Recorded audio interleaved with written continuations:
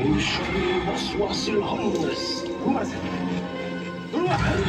يوسوس في صدور الناس. Berlindunglah dari setan-setan yang berasal dari golongan manusia.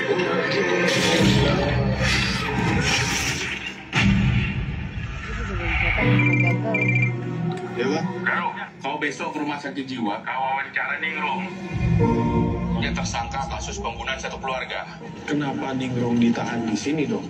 Pengadilan masih mau lihat perkembangannya. Mereka belum yakin kalau Ningrum mengidap gangguan jiwa. Dia mengaku bertugas membunuh setan berwujud manusia. Apa pembunuhan satu keluarga yang dilakukan Ningrum ada hubungannya dengan kasus kematian para pemuka agama? Kamu tahu apa soal pembunuhan ini? Perempuan itu bermaksud untuk menghidupkan lagi gurunya dengan mengambil kekuatan dari jantung para pemuka agama. Ini adalah dendam iblis pada manusia yang tidak ada ujungnya. Kamu gempur menyamalan kasih dan jati di Solumantar rogo iki.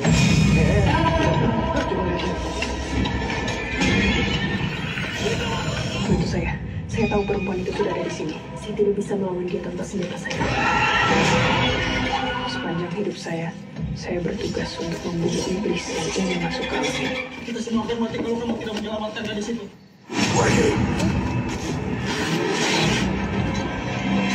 Sekarang, waktunya untuk mengakhiri semua ini. Wadah rogo saktimu, kanggo keruduk krodomu menurut nafsu, sepadanya berendah.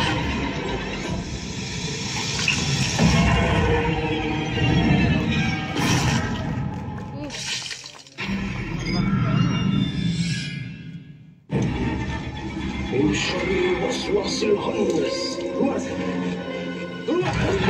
يوسوس في صدور الناس. Berlindunglah dari setan-setan yang berasal dari golongan manusia.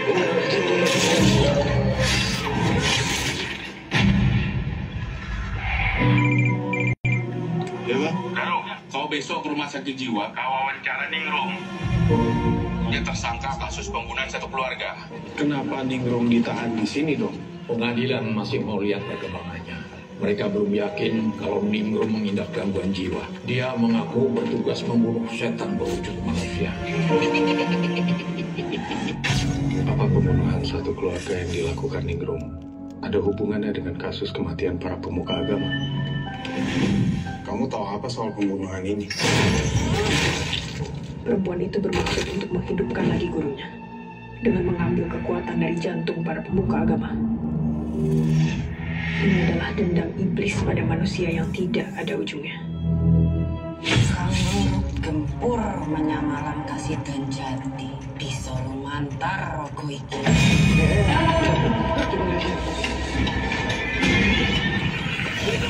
Bantu saya. Saya tahu perempuan itu sudah ada di sini. Saya tidak bisa melawan dia tanpa senjata saya. Sepanjang hidup saya bertugas untuk membunuh iblis yang ingin masuk ke alam ini. Kita semua akan mati kalau kamu tidak menyelamatkan gadis itu.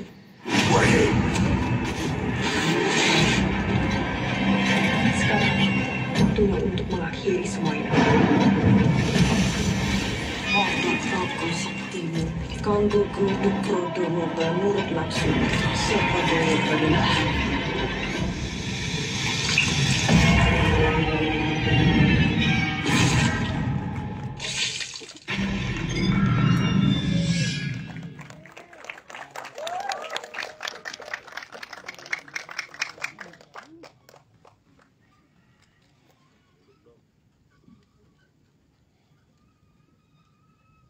Dan ini dia penjagal iblis dosa turunan 30 April 2025 di seluruh bioskop Indonesia. Dan ini sekaligus official poster. Setelah tadi kita lihat official trailernya buat teman-teman media. Boleh berikan tepuk tangan sekali lagi untuk penjagal iblis dosa turunan. Kami persilakan jajaran cast dan juga filmmaker untuk duduk di tempat yang sudah disiapkan dan kita akan ngobrol dengan teman-teman media. Yes, ini dia. Luar biasa dari official trailernya kita sama-sama menyaksikan. Buat teman-teman media kami persilakan buat mengisi tempat yang kosong di kursi bagian depan dan juga siapkan beberapa pertanyaan-pertanyaan ya. Iya. Siap, sudah bergabung bersama dengan teman-teman media dan kita baru saja menyaksikan official poster dan juga official trailer dari film Penjagal Iblis Dosa Turunan. Ke Pak Wiki yang pertama sebagai produser. Pak Wiki bertemu dengan teman-teman media kali ini dan kita tahu bahwa film horor seringkali menjadi salah satu genre yang populer di Indonesia. Pak Wiki, dari perspektif produser, bagaimana Bapak melihat Penjagal Iblis Dosa Turunan ini di dalam industri perfilman Indonesia saat ini? Silakan Pak Wiki.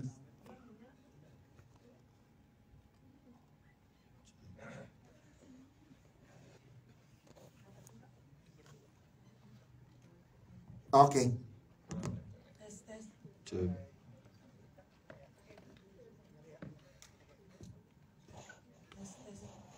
Ya, silakan Pak Wiki. Tolong dulu pertanyaannya. Oke, jadi kita tahu Pak, kalau film horor ini seringkali menjadi salah satu genre yang populer di Indonesia, Pak Wiki. Kita pengen tahu dari perspektif produser, bagaimana Bapak melihat Penjagal Iblis Dosa Turunan ini di dalam industri film Indonesia saat ini. Silakan. Ya, terima kasih. Pertama-tama mengucapkan terima kasih ke teman-teman media yang lagi pada puasa, panas-panas, dingin-dingin, kalau hujan bisa hadir dan tetap mendukung kami. Terima kasih banyak. Untuk menjawab pertanyaan itu, Penjagal Iblis ini lahir dari tentunya idenya Tommy Dewo sebagai penulis dan juga di sini sutradara, yang dia pengen membuat sebuah film horor yang punya unsur yang seru. Seru means dalam arti bukan hanya unsur menakut-nakutkan, karena seringkali film horor itu punya struktur jump scare yang berkali-kali atau apa. Tentunya sebagai sebuah fondasi film horor, tentunya semua unsur yang scary itu ada ya, itu diutamakan. Tapi yang karena Tommy ini his works yang terkenal seperti Serigala Terakhir, Ratu Adil, selalu ada unsur actionnya. Dia pengen protagonis wanitanya tuh bisa tebas-tebas iblis dan nggak cuman seorang karakter yang ditakut-takutin. Biasanya kan film horor tuh karakter utamanya ditakut-takutin, nantinya baru bisa ngalahin iblis. Kok ini dari mungkin kita lihat trailernya sendiri, di awal trailer terlihat ada seorang wanita yang tebas-tebasin beberapa orang gitu yang ya. Jadi keseruan itu datang dari unsur sinematografi yang memang menurut kami dibikin sangat ciamik oleh Tommy dan DOP-nya gitu ya.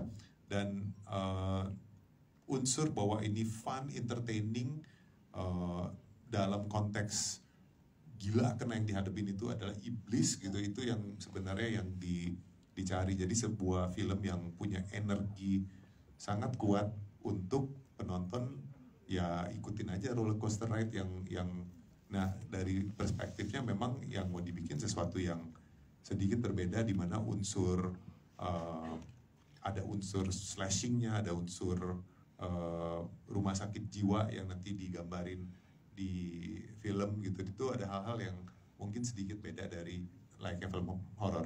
Ya, seperti kalau bisa dibilang Pak ke penonton di Indonesia melalui teman-teman media, horor seperti apa sih Pak berarti Penjagal Iblis Dosa Turunan ini Pak? Silakan. Ya, sesuatu yang tentunya roller coaster yang seru, yang akan membuat penonton terhibur, entertaining dengan sajian, cara yang disaji. Mungkin kata berbeda itu udah sering banget dipakai ya, karena semua produser kalau dulu ini filmnya akan berbeda gitu, itu sesuatu yang kata yang overused. Tapi di sini memang berbedanya dari perspektif konsep udah sesuatu yang agak beda, karena memang di sini protagonis utamanya dari depan udah terlihat badass dan memang badass gitu loh. Jadi nggak yang nanti dia ditakut-takutin dulu baru pelan-pelan berubah. Jadi emang beda dari biasanya film-film horor. Yes, dan dari tadi kita tahu Pak Wiki mau mention Mas Tommy sebagai penulis dan juga sutradara. Kita pengen tahu bagaimana Pak Wiki berproses bersama dengan Mas Tommy ini, pendekatannya seperti apa yang Pak Wiki lakukan untuk menjaga atau membangun atmosfer dan juga storytelling yang kuat di film ini dengan Mas Tommy. Pak Wiki silakan. Kalau dari perspektif kerjasamanya tentu kita punya full trust sama Tommy, karena ini bukan proyek pertama sama Tommy, perjalanan dengan Tommy Dewo ini udah panjang. Ada beberapa film action yang Tommy pernah terlibat. Terus Tommy juga bikin beberapa series di screenplay, dan Tommy juga tahun lalu baru rilis film pertamanya dia. Jadi maksudnya banyak hal yang dari perspektif kerjasama, kita udah sering kerjasama, dan kita punya trust level yang sangat tinggi dengan Tommy. Bapak Wiki Veolindo, tepuk tangan buat Pak Wiki. Terima kasih Pak Wiki. Kita ke Mas Tommy Dewo sebagai penulis dan juga sutradara dari Penjagal Iblis Dosa Turunan ini. Mas, kita pengen tahu, dan tadi kita baru aja ngeliat official trailernya nih dari film ini. Ini bikin ya merinding ya, serem ya, takut ya, tadi langsung ya udah badass kalau kata Pak Wiki. Dan kita pengen tahu nih Mas, gimana awalnya ide film ini berkembang dan apa yang membedakan menurut Mas Tommy dengan film lainnya? Silakan. Kalau awalnya idenya sih sebenarnya udah lama ya, karena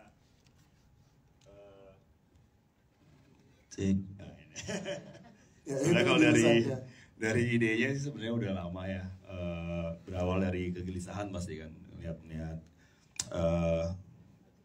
banyak sih kondisi sosial dan lain-lain ya. Cuman kan sebagai seorang filmmaker kita harus merangkum atau mengemasnya bagaimana kita bisa menyampaikan pesan itu dengan cara yang populer gitu. Nah, makanya kenapa akhirnya terjadilah nih Penjagal Iblis Dosa Turunan ini gitu.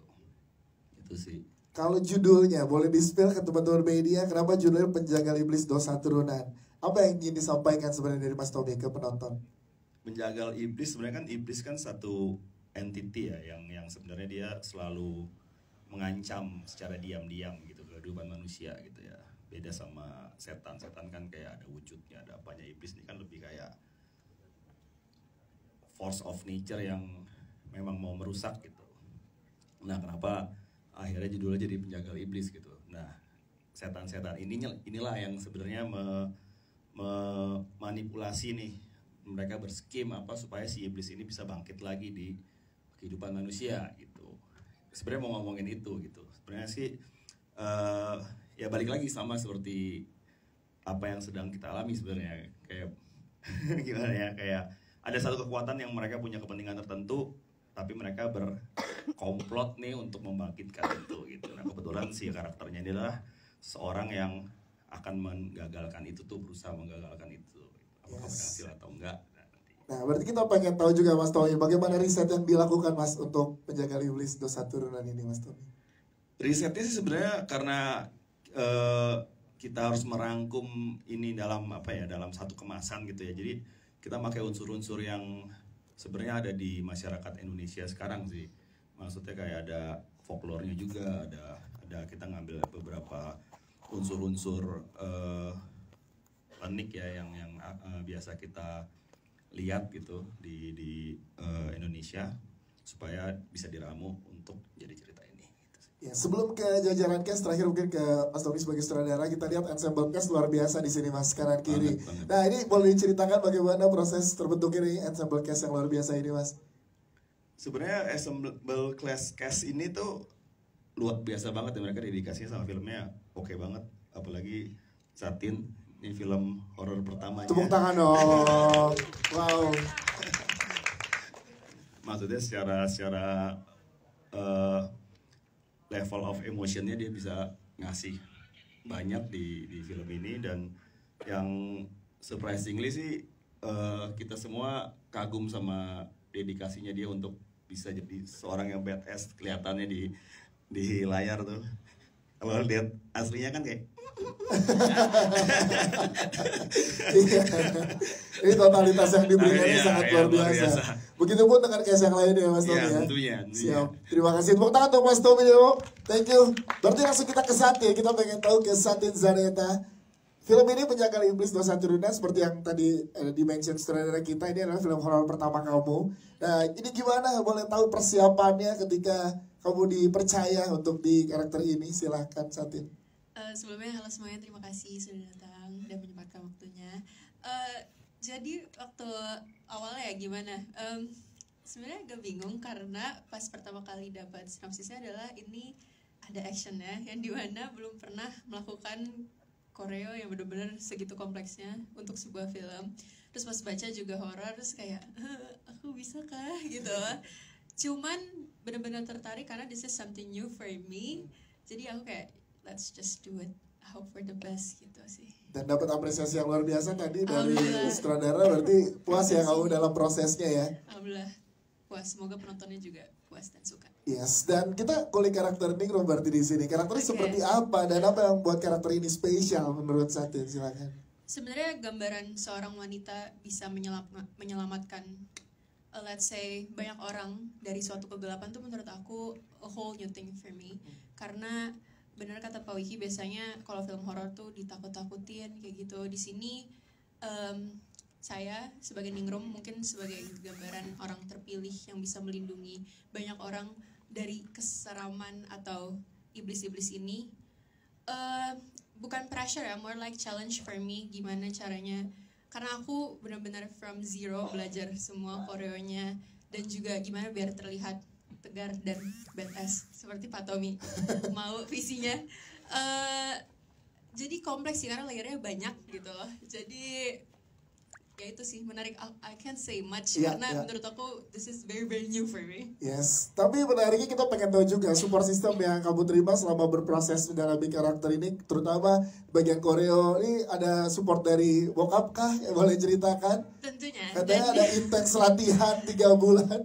Betul, 3 bulan itu isinya 3 hari aku nge-gym, 2 hari latihan koreo, seminggu for 3 months. It was a bit much at that point karena kayak untuk anak sekecil ini berkelahi dengan jadwal yang begitu luar biasa. Aku konsul sih sama dia karena dia bagaimanapun dia sudah duluan di dunia action ini dan dia bisa dibilang Bang Big Book adalah nama tengahnya ya kayaknya. Abimana Bang Big Book Arya Satya. Tapi dia juga lumayan kritis kalau urusan action karena dia merasa action itu bukan sekedar keren-kerenan atau kayak koreonya bagus tapi safety for everyone. Yes. That's very important. Jadi Mas Abimana support luar biasa, luar biasa di sini ya. Nah satu terakhir, chemistry kita pengen tahu karena dalam tadi adegannya chemistry nggak cuma dialog ya, tapi juga pengadeganan harus berjalan seirama nih. Gimana nge-build chemistry dengan karakter-karakter yang ada di sini, Satin? Jadi kita latihan action juga sering banget karena itu sebaik lagi safety itu penting banget, timingnya gimana biar kayak okay, this is kelihatan real tapi kita menjalani itu tidak pressured atau enggak kayak mencelakai orang lain. Terus aku juga alhamdulillahnya Kaniken, Kanomi, Mas Kiki semuanya ada di sini. Aku emang nggak ketemu sama semua cast karena kita syutingnya ada yang beda-beda. Cuman very very supportive cause I'm still new. Dan again, anak sekecil ini harus belajar banyak hal. Aku merasa di lingkungan yang sangat amat tepat karena very supportive. Satin Zanina, terima kasih Satin. Kita ke Niken Anjani, kita pengen tahu sebelumnya bersama Rapi Films di Sijin jadi korban santet. Nah sekarang di film ini kan jadi pembangkit iblis. Ini malah jadi yang luar biasa di sini. Tadi kita lihat misterius banget dari trailer. Kita boleh ceritakan ke teman-teman media bagaimana saat mengambil peran ini dipercaya untuk tanggung jawab ini. Oke, sebelumnya terima kasih semuanya udah hadir di sini. Mudah-mudahan puasanya lancar. Amin. Dan mudah-mudahan filmnya juga lancar ya. Amin. Kalau untuk ngambil peran sebetulnya agak seneng, bukan agak seneng, malah excited karena di film Si Jin itu aku jadi korban, tersiksa. Di film ini aku gantian. Aku menyiksa orang-orang. Aku jadi the ultimate villain dan itu malah tantangan buat aku. Dan aku suka sekali dengan karakter Pak Kunjara karena dia sebagai seorang penjahat dia punya reason di balik itu, tapi nggak bisa aku spill di sini ya, mohon maaf. Iya, nanti saat tonton ya.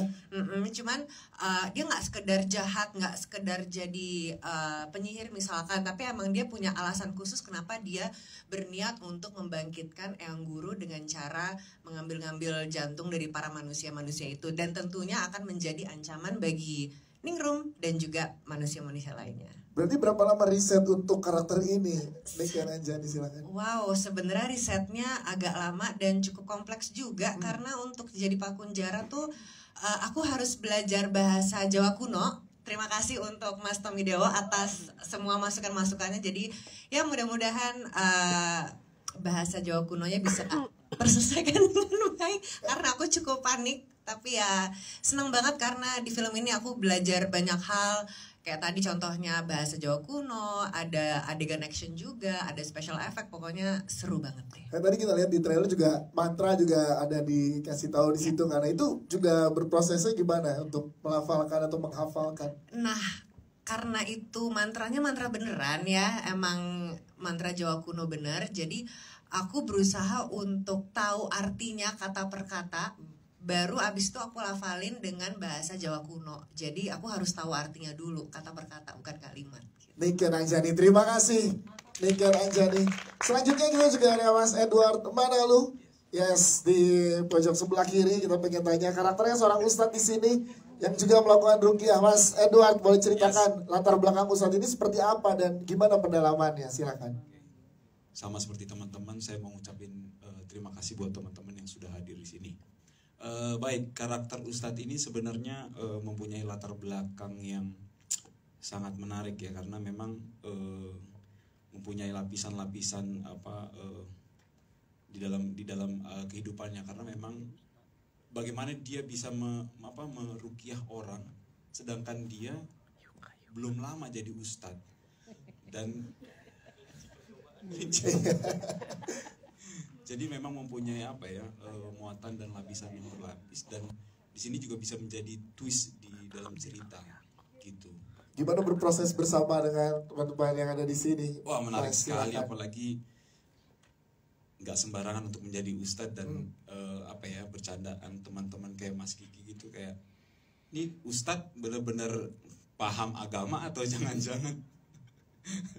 Jadi memang ya belajar agama ke teman yang paham gitu, jadi memang sangat menarik sekali gitu untuk berproses sama teman-teman, apalagi Mas Tommy Dewo juga memberikan input tentang karakter Ustadz ini seperti apa gitu. Jadi sangat senang sekali bisa berproses sama teman-teman di sini. Yes, terima kasih Mas Edward Manalu. Selanjutnya kita ke pojok sebelah kanan ada Gusti Pratama. Hai Gusti.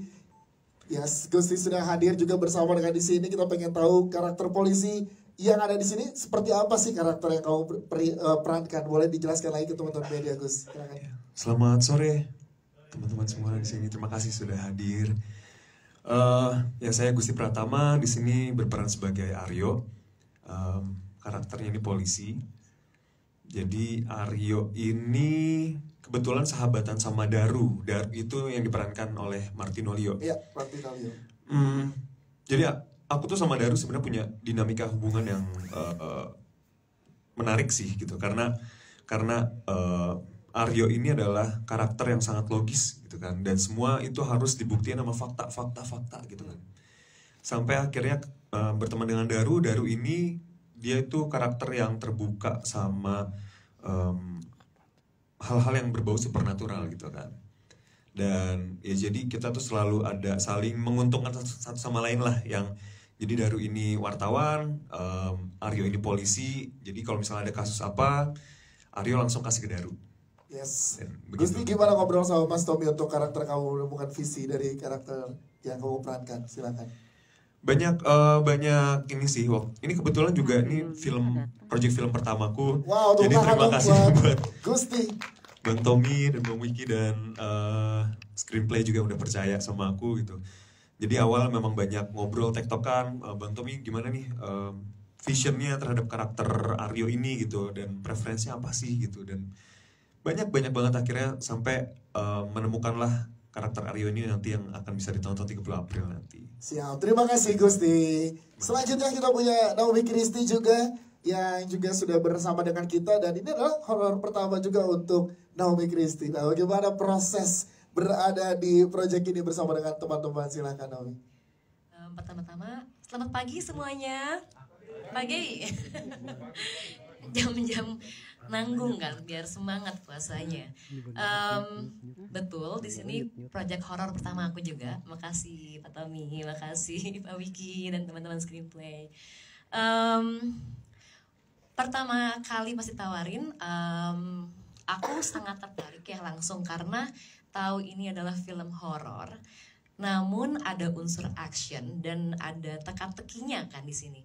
Jadi rasanya seru gitu. Aku baca skripnya itu tuh seru banget, dan masuk ke persiapan syuting itu Kalau secara emosi, challenge-nya tuh memang ada ya, karena ini kan emosinya intens, yang dimana aku harus ngebawain merasa takut yang kayak menyeramkan gitu, sedangkan aku aslinya ya gini juga gitu, beda banget kalau di layar, jadi sangat challenging buat aku. Tapi itu seru gitu, karena biasanya aku main drama, jadi beda banget sama unsur film ini yang ada actionnya kan, yang dimana kalau segi fisik, persiapan fisik ini juga hal yang sangat challenging. Aku nggak bilang ini pressure, betul sama kayak kata Satin ya. Ini lebih kayak ke challenge karena dan seru karena emang banyak banget perlu persiapan fisik. Kita latihan fisik tuh kayaknya 2 bulan ya. Persiapannya koreo dan apalagi mengenai teknis itu lebih ke persiapan sama sling sih, karena memang banyak teknisnya dan emang bener safety first. Jadi emang harus nyaman tapi juga aman. Nyaman dan aman dan seru bersama dengan teman-teman yang ada di sini ya. Siap. Terima kasih Naomi Christy. Selanjutnya ada Mas Kiki Narendra, the one and only Mas Kiki Narendra. Kita pengen tahu karakter Mas Kiki di sini seperti apa dan apa yang terjadi sih sebenarnya karakter Mas Kiki dengan karakter-karakter yang lainnya, dinamika seperti apa nanti akan kita dapatkan di karakter Mas Kiki Narendra. Iya, saya mengucapkan terima kasih buat semua teman-teman di sini yang sudah datang. Mau menahan puasanya ya. Mungkin sama Gusti sama Nay, ini film horor pertama saya. Maksudnya bersama Pak Wiki, bersama Tommy. Tenang dulu toh. Di minggu itu ya, di minggu 30 April nanti karena tiap minggu. Iya, di sini pertama kali ketemu sama Tommy, terus kita bahas, kita mau bikin apa nih Tom? Mau bikin horor nih. Waduh, horor macam apa dulu nih? Horor macam apa yang akan kita bikin? Kita akan bikin horror action. Terus aku baca skripnya, ternyata memang ada actionnya, ada seremnya, tapi ada dramanya, kemudian ada penyelidikan sesuatunya. Nah, yang membuat misteri-misteri itu tuh jadi dikit di awal, kemudian terungkap di belakangnya. Saya tuh di sini perannya sebagai Pak Ginting, Abang Ginting. Ceritanya saya pemimpin redaksi. Sebenarnya saya cuma ngasih tugas kepada Daru itu yang diperankan oleh Martino Leo. Saya mendelegasikan orang untuk menyelidiki satu kasus, satu berita yang tampaknya menurut Ginting nih, ini lu selidikin deh, ini akan jadi berita yang oke. Tapi ternyata di balik itu Ginting tidak sadar bahwa ada misteri yang lebih besar sehingga membuat Daru, orang yang disuruh untuk menyelidiki kasus itu, menjadi terlibat semakin dalam. Ih, ngeri banget. Ngeri banget Mas Kiki Narendra. Terus gimana berproses bersama Mas Tommy Deo, Mas Kiki? Boleh ceritakan dong? Iya, seru. Tapi itu dialog, diskusinya tuh pas persiapan kita nggak banyak ya. Kita banyak ngobrol itu justru malah di set gitu. Terus juga ngobrol sama teman-teman yang lain. Berkesempatan ngobrol sama Satin meskipun kita nggak satu scene ya, nggak satu scene. Ya di sini scene saya kan 237 scene. Luar ya. biasa. Gitu dari 122 scene. Udah jadi saya 2 kali lipatnya gitu. Jadi memang tidak banyak, tapi setelah melihat hasilnya tadi gitu, bagaimana prosesnya, kemudian teknis-teknis yang dikerjakan antara sutradara maupun DOP-nya, Mas Bagus Tresnadi, terlihat sekali gitu kalau di set tuh, wah ini teknisnya harus jadi, ini harus oke nih. Dan mungkin teman-teman sendiri bisa menilai tadi trailernya seperti apa, pasti keren banget ya. Keren kan? Mbaknya nanti buka puasa sama saya. Khusus peran Abang Ginting tadi keren banget mbaknya. Luar biasa. Terima kasih tepuk tangan buat Mas Kiki Narendra dan juga jajaran cast lainnya yang jajaran filmmaker. Sekarang kita berikan kesempatan buat teman-teman media yang ingin bertanya. Silakan boleh dibantu teman-teman dari Publicis. Ada mikrofonnya, ada Mas Kiki, tenang. Aku mau tambahin dikit ya. Boleh, silakan Pak Wiki. Jadi kan tentunya teman-teman sering menghadiri berbagai press call dan media event seperti ini, dan seringkali ada pemikiran, oh pemainnya dia lagi gitu ya, atau itu. Nah, di sini yang kita mau sajikan sebenarnya adalah tentunya cerita ini berjalan dari karakternya si Ningrum, which is Satin, dan di sini tentunya kalau nanti kalian nonton filmnya pasti akan mikir Satin film apa lagi ya abis ini, karena segitu bagusnya gitu, dan pasti ya sebelumnya ada film Satin yang lain juga ya tanggal 17 April ya kan, pengumuman di Bukit Duri. Saya bisa berkata gitu karena teman saya yang bikin dan saya bangga sekali dengan film itu ya kan. Jadi dan Satin juga ada di situ, stealing the show kalau menurut saya keren. Tapi kalau dari sini nanti pasti teman-teman begitu habis nonton film ini pasti akan menunggu what next nih buat Satin, karena benar-benar dia all out abis, dan juga cast lain yang support dia benar-benar all out juga ya. Di sini semuanya kayaknya pemainnya aktor-aktor yang sangat handal. Sayang sekali Martino Leo nggak hadir kali ini, belum bisa tapi ya kita juga tahu kualitas dia seperti apa gitu ya, dan tentunya ada Niken dan lain-lain. Jadi I think Satin memang juga dapat support system yang sangat bagus dengan director kayak Tommy, terus dengan konsultan seperti Abimana gitu ya. Konsultannya 24 jam per 7 ya, itu konsultannya. Cuman pasti teman-teman akan lihat, wow ini Indonesia dapat lagi nih satu ya gitu. Jadi I think ini bulannya Satin nih, April ini. Amin. Gak hanya bulannya, tahunnya dan tahun-tahun mendatangnya terus ya. Terima kasih Mbak Wiki. Dan silakan buat teman-teman media, tadi udah ada. Ya, boleh berdiri, sebutkan nama, media, dan pertanyaannya. Ya, boleh berdiri. Oke, thank you. Saya Luka dari haveabis.id. Ada 3 pertanyaan. Yang pertama untuk Mas Tommy, mungkin ini boleh diceritain sebenarnya film Penjaga Iblis ini tuh cerita utamanya tentang apa? Karena cukup kompleks kayaknya layering-nya, dari ada klinik, ada aksi juga, ada horror jump scare juga, dan mungkin bisa diceritain ini cerita tentang apa, dan proses develop cerita atau skenario-nya itu seperti apa. Terus yang kedua buat Satin dan Mbak Niken, ini tadi di trailer tuh kalian berdua cukup meyakinkan, tapi sekaligus misterius juga karakternya. Mungkin boleh diceritain lagi proses develop karakternya seperti apa, persiapannya seperti apa, sampai bisa menampilkan acting yang cukup meyakinkan dan bikin penasaran gitu. Terus yang terakhir untuk Pak Wiki, ini berarti kan film Penjaga Iblis akan jadi satu film lagi yang mungkin tayang menjelang Lebaran ya. Dan udah apa setelah Lebaran. Oh, kan tayangnya 30 April. Oh iya, 30 April. Kalau Lebaran Haji emang menjelang. Iya. Tapi bisa ada 2 Lebaran kan gitu. Benar juga. Oke, berarti mungkin pertanyaannya gini deh. Oke, sorry. Yang ketiga nggak jadi? Jadi sih mungkin jadi. gini. Di tengah ini kan kayaknya 2025 masih horor ya, masih banyak horor, dan mungkin seberapa optimis Pak Wiki dari screenplay terhadap Penjaga Iblis untuk bisa disambut antusias di market gitu. Terima kasih. Mungkin pertanyaannya Pak Wiki dulu yang jawab ya. Silakan Pak Wiki menjawab pertanyaan ketiga dulu. Silakan Pak Wiki.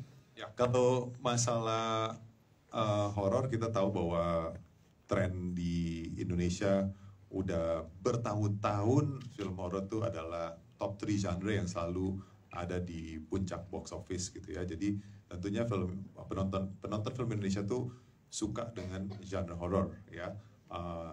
Tapi memang ada tapinya banyak gitu ya, bahwa horor-horornya harus yang berbeda, dan selalu sebenarnya yang sekarang menjadi tantangan adalah gimana caranya untuk upgrade, karena kan banyak banget film horor, dan menurut kami makin bagus-bagus sih gitu. Industri perfilman Indonesia tuh makin maju, kualitas film-film lebih baik sekarang, makanya kita melihat sebuah box office record tahun 2024, dan kita lihat bahwa 2025 ini tetap cukup cerah kok gitu ya. Jadi dengan makin berkembangnya teknis film horor dan storytelling dan penceritaannya, tentunya ini adalah tantangan. Kalau ditanya berapa antusias dari misalnya film ini, sukses tidak suksesnya, menurut kami kalau dari kacamata kami, kalau penonton-nonton mestinya sangat terhibur, karena filmnya menghibur gitu ya. Jadi ada unsur yang oke, ini bukan horror jump scare yang layaknya jump scare.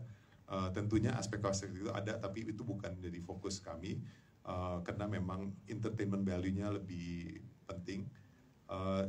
Tapi kalau misalnya ini sukses nggak sukses, balik lagi ke teman-teman sih, karena teman-teman yang harus populer kan, dan teman-teman yang harus meramaikan supaya film ini diketahui banyak orang dan orang bisa nonton, dan itu adalah kunci utama sebenarnya ini film bisa sukses atau enggak gitu dari media sendiri. Terima kasih. Siap, terima kasih untuk Pak Wiki. Pak Wiki juga setelah ini kita akan bersama dengan jajaran cast dan juga Mas Tommy. Terima kasih Pak Wiki sudah membersamai untuk Penjaga Iblis Dosa Turunan. Tepuk tangan untuk Pak Wiki sudah bersama dengan kita karena harus ada di agenda lain. Kita lanjut ke Mas Tommy Dewo. Pertanyaan yang pertama tadi. Yes, yang lain boleh bergeser. Yes, silakan.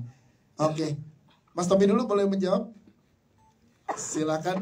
Ceritanya jadi tentang apa dan proses penulisan, develop penulisannya seperti apa? Silakan. Ceritanya kalau misalnya dibilang kompleks atau enggak sih enggak terlalu kompleks sih, sebenarnya kan tetap aja kita ngomongin sesuatu yang sederhana, which is good against evil gitu. Itu aja. Kita tapi mengikutinya karakternya Ningrum dan si Daru ini. Daru sebagai perwakilan dari penonton yang sama-sama nggak tahu nih dunia apa yang dia masukin. Sedangkan Ningrum adalah tokoh misterius yang siapa nanti dia di reveal sama si Daru ini. Gitu. Sebenarnya sih itu. Tapi balik lagi ini sebenarnya kisah klasik masalah baik dan jahat itu sih sebenarnya. Yes. Kalau dari proses apa ini penulisannya, ya. Proses penulisannya ini bikin sakit pinggang karena lumayan karena udah tua. Tapi menarik karena saya diberi kebebasan luar biasa sama screenplay ya, untuk menyampaikan apa yang saya bayangkan gitu. Jadi di penulisan skenario juga kesannya complicated gitu, tapi kita bisa bermain banyak unsur di sini gitu, karena mereka juga mempertimbangkan background saya yang sering membuat series crime drama atau crime action gitu, jadi saya bisa leluasa untuk memasukkan unsur-unsur itu ke film yang ini. Itu sih. Siap, terima kasih Mas Tommy. Selanjutnya ada Santi dan Nika Nanjani untuk menjawab pertanyaan. Silakan. Terima kasih Kak, pertanyaannya tadi sebelumnya tentang pendalaman ya, betul. Kalau aku mungkin setelah dapat skripnya, aku benar-benar telusuri bahwa Ningrum dan tentunya karakter Kaneken Pak Gonjara juga memiliki misi masing-masing. Kayak kalau cara pendalamannya lebih kayak ke I believe in the character believe. Pak Gonjara pun juga begitu. Jadi kita bertolak belakang, kita punya misi masing-masing. Jadi tinggal dari situ aja sih. Sama paling yang buat aku agak challenging adalah aku di sini kan orang aslinya cimimimim gitu ya. Saya di sini disuruh serius mulu, terus Pak Tommy secara nggak langsung bilang nggak suka suara asli saya nih. Dia nyuruh saya untuk kayak gitu. Jadi harus berubah tone suara juga ya. Iya. Jadi di situ mungkin challenge-nya ya, pendalamannya lebih kayak ke gimana caranya jadi orang lebih serius ya. Dan setelah berproses berhasil ya, luar biasa aja ya. Siap, terima kasih. Kalau Nika Nanjani silakan. Kalau aku sama seperti Mbak Ningrum, seperti Satin, emang kita harus percaya dengan karakternya supaya kita bisa masuk ke karakternya kan. Tapi yang pasti di luar itu secara teknis memang aku bersyukur banget punya lawan main seperti Satin. Enak banget diajak diskusi, diajak kerjasama, apalagi waktu scene ada berantem-berantemnya itu kita lebih kayak nari ya daripada pokoknya intinya semuanya dilakukan dengan aman dan nyaman dan kita semua juga happy ya waktu itu ya. Dan juga ada Mas Tommy juga yang bisa diajak berdiskusi, jadi anytime aku bingung ini mau dibawa kemana karakternya itu beliau standby 24 jam. Yes, 24 jam loh. 24 jam karena ya, kayak apotik bener ya. Karena suka ilham tuh keluar di tengah malam habis baca skrip, toto aduh ini gimana karakternya Mas Tommy, help. Kalau Santi enak nanya ada Mas Abimana di rumah 24 jam. Enggak ada ya bapak saya enggak. Hanya ke Mas Tommy 24 jamnya ke sutradara. Siap, terima kasih jawabannya. Ini jangan juga Satin. Selanjutnya silakan dari teman-teman publisis boleh dibantu. Iya, sebutkan nama, dari mana, dan pertanyaan. Oke, sore semuanya, saya Raffi dari Cinemax. Mau nanya 2 pertanyaan ke Bang Tommy sama Satin. Pertamanya untuk Bang Tommy, tadi ada aspek yang cukup menarik, yaitu pemuka agama. Nah, penasaran dong kenapa memasukkan unsur pemuka agama ini, dan kenapa karakternya Mbak Niken mencari para pemuka agama ini. Itu mungkin tanpa spoiler ya. Untuk Satin, silakan. Ya udah nggak usah dijawab. Nggak usah dijawab. Kalau itu dijawab itu spoiler. Iya. Untuk Satin? Untuk Satin udah banyak film actionnya juga, dari screenplay juga ada Virgo and the Sparkling dan juga Pengepungan di Bukit Duri. Tapi ini film horor pertama. Penasaran dong lebih challenging aspek horornya atau aspek aksinya? Terima kasih. Terima kasih. Silakan Astoideos tanpa spoiler deh pesannya tadi ya. Sebenarnya sih ada unsur pemuka agama ini kan sebenarnya kita bermain dengan what if ya. What if ketika si pemuka agama ini dimatikan. Jadi kan apa yang akan si orang-orang ini lakukan gitu. Sebenarnya itu dasar dari pemikirannya gitu. Kenapa akhirnya kita bermain dengan para pemuka agama ini. Jadi kita nggak mengusung satu belief ya. Karena pun kejahatan ternyata lebih besar dari itu. Gitu.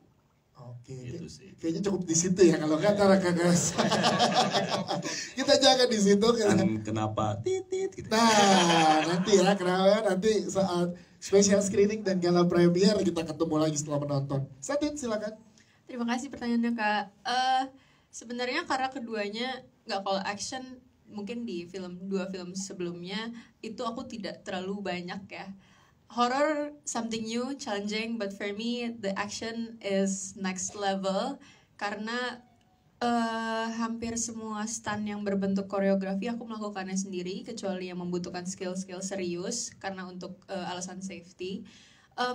Aku juga sempat melalui masa-masa di mana sangat amat lambat pergerakanku karena untuk menghafal dan at the same time tahu range-nya yang mana aman mana enggak itu membutuhkan pengulangan yang berulang-ulang kali. Jadi latihan itu makanya lama di situ.